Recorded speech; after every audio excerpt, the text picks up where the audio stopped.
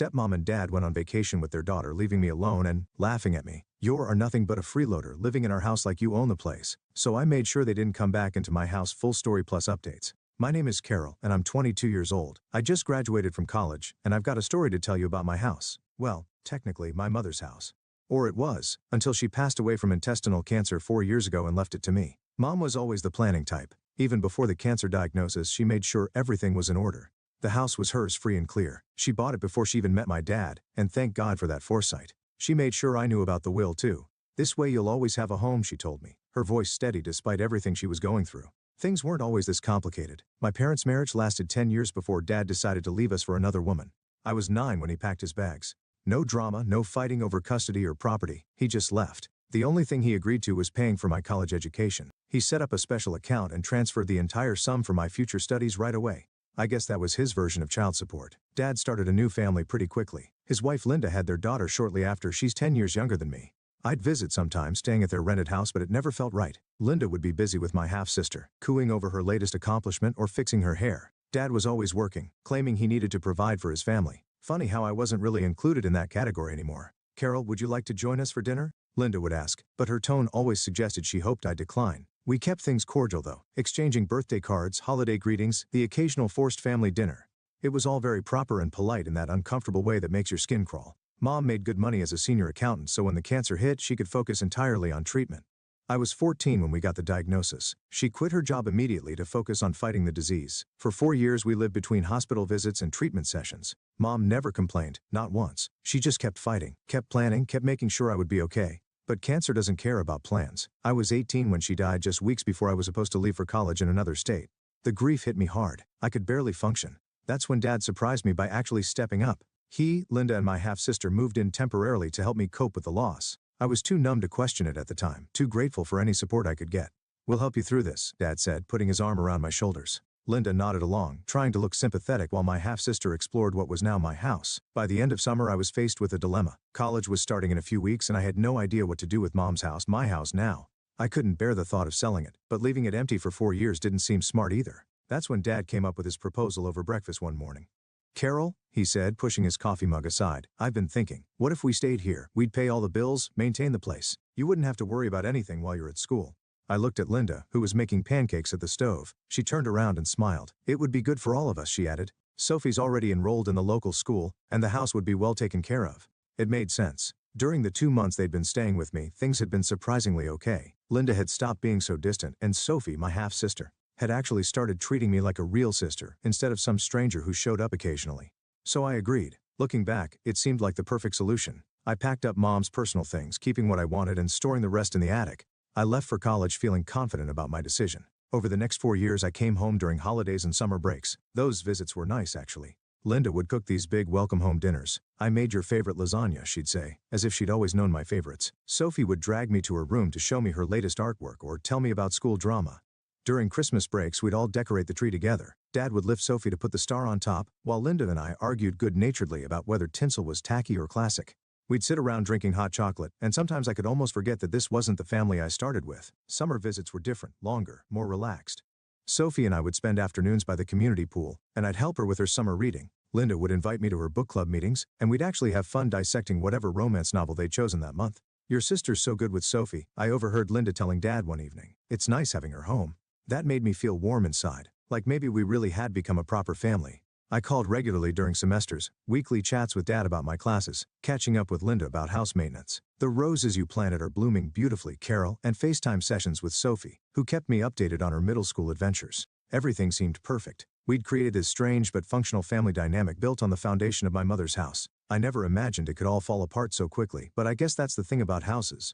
No matter how solid the foundation, you never know what's going on behind the walls. Finally, at 22, with my degree in hand and a job lined up back home, I was ready to start the next chapter of my life. I'd already accepted a position at Marshall & Brooks Financial in my hometown. They'd interviewed me via Zoom and offered me the job right away. Everything was falling into place perfectly. Or so I thought. The taxi dropped me off in front of my house on a sunny June afternoon. I stood there for a moment, taking in the familiar sight. Mom's rose bushes were in full bloom, though they looked different from how she used to maintain them. The lawn was neatly trimmed, and new curtains hung in the windows, little changes that had happened while I was away at college. Wheeling my suitcases up the front walk, I reached for my keys with a smile, already imagining sleeping in my old room tonight. But when I tried to unlock the door, something was wrong. The key wouldn't turn. I tried again, thinking maybe I was just tired from the journey, but no, the key definitely didn't fit. What the hell? I muttered, trying the key again before finally giving up and knocking on the door loudly since it was the middle of the day, and they might be watching TV. Linda opened the door, her eyes widening in surprise. She was wearing an apron and had flour on her hands like she'd been baking. "Carol, what are you doing here?" I wheeled my suitcase inside, noticing Dad and Sophie in the living room, both looking equally startled by my appearance. Sophie was sprawled on the couch with her phone, while Dad sat in his favorite armchair, Mom's old armchair, actually reading something on his tablet. "What do you mean?" "I live here," said, looking around at what seemed like subtle changes to the living room decor. "Why were the locks changed?" Dad scratched his neck, that nervous habit he's had since forever. "Oh, that, yeah. I changed them last month. For safety, you know. There were some break-ins in the neighborhood." "You could have told me," I said, trying to keep the annoyance out of my voice, "or sent me a new key. I mean, this is my house." "We weren't expecting you," Linda said carefully, her arms crossed over her chest. She'd wiped the flour off her hands and was looking increasingly uncomfortable. "Why not? I graduated last week. I told you guys I was coming home to start my new job." I looked between them, feeling increasingly uneasy. Something was off about their reactions. Sophie had even put down her phone and was watching the scene unfold with an odd expression. "Carol," Dad cut in suddenly, standing up. "Can we talk in the office for a minute?" I followed him into Mom's old office, my office now, technically. The room still had Mom's degrees on the wall, her collection of financial reference books on the shelves. He closed the door behind us, and I noticed his hands were shaking slightly as he turned to face me. "Listen, honey," he started, his voice low. "There's something you need to know." "Linda, well, she thinks this house belongs to me." I stared at him, not comprehending. "What?" "I told her it was my house," he continued, not meeting my eyes. "That I gave it to your mother and you out of kindness after the divorce, and that after your mom passed it reverted to me. She thinks you've just been living here because I allowed it." I must have stood there gaping at Dad for a full minute before finding my voice again. My first instinct was to storm out of the office and tell Linda everything. Now I understood her surprised look when I showed up. In her mind, I was just some freeloader trying to crash in their house. "I have to tell her the truth," I said, moving toward the door, but Dad caught my arm. "Please, Carol," he begged, his voice barely above a whisper. "Just give me a little time. I'll find us a new place to live. I promise. I just need to figure out how to tell her without destroying our marriage." "Destroying your marriage?" I hissed. "What about what you're doing to me?" He pulled a set of keys from his pocket, holding them out like a peace offering. "These are for the new locks. Please, sweetheart, just a few weeks, that's all I'm asking. Let me handle this my way." I took the keys, feeling sick to my stomach. "Fine," I said finally. "But this is insane, Dad. You know that, right?" He nodded, relief washing over his face. "Thank you, honey. I'll make this right, I promise." But things started going downhill immediately. At dinner that night, the atmosphere was thick with tension. Linda kept shooting me these looks across the table, all her previous warmth gone. The woman who used to bake my favorite cookies and invite me to book club now acted like I was a stranger who'd wandered in off the street. "More potatoes, Dad?" Sophie asked, completely oblivious to the tension. "Would anyone mind if I redecorated the living room?" Linda asked suddenly, not looking at me. "The current setup is a bit dated." I gripped my fork tighter, knowing she was talking about Mom's furniture arrangement. Dad coughed awkwardly and changed the subject. The next morning I was making coffee when Linda cornered me in the kitchen. She was still in her robe, hair uncombed, but her eyes were sharp and focused. "Carol," she said, leaning against the counter. "I think we need to talk about your plans." "My plans?" "Yes. When are you planning to look for your own place?" She asked it casually, like she was asking about the weather. "Now that you have a job lined up, you should start thinking about moving out. You're a grown woman now, after all." I took a slow sip of coffee, counting to 10 in my head. "Actually, I've talked to Dad about staying here for now. He's fine with it." Linda's lips pressed into a thin line, and for a moment I thought she might argue. Instead, she just turned and walked out of the kitchen, leaving me alone with my cooling coffee and a growing sense of dread about how this was all going to play out. The next 2 weeks were like living in a hostile environment. Linda's attitude shifted from cold to downright passive-aggressive. She'd accidentally wash my clothes with colors that would bleed, claiming she forgot which laundry basket was mine. She'd cook family dinners but conveniently make just enough for 3 people, acting surprised when I came to the table. When I tried to watch TV in the living room, she'd suddenly need to vacuum right there. If I was using the kitchen to make breakfast, she'd barge in and start reorganizing the cabinets, muttering about how some people never learn to keep things tidy.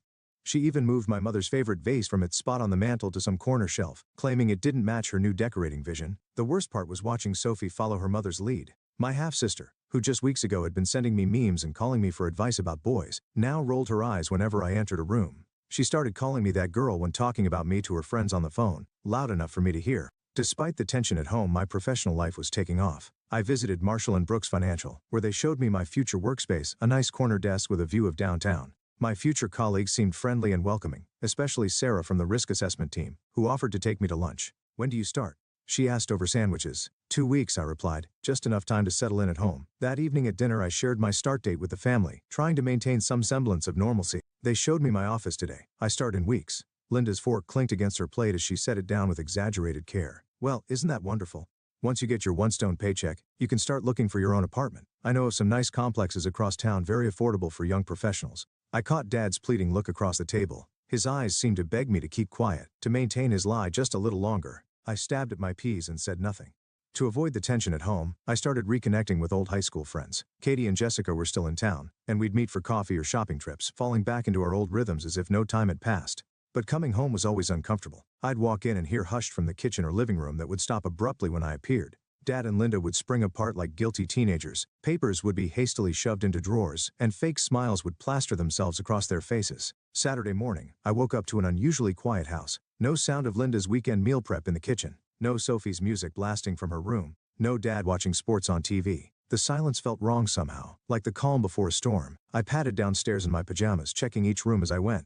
The kitchen was spotless, not just clean but unused since the night before. The living room was empty. The throw pillows perfectly arranged on the couch. Sophie's boots, usually cluttering the entryway, were gone. Even Dad's car wasn't in the driveway. I checked my phone. No messages, no notes about where everyone had gone.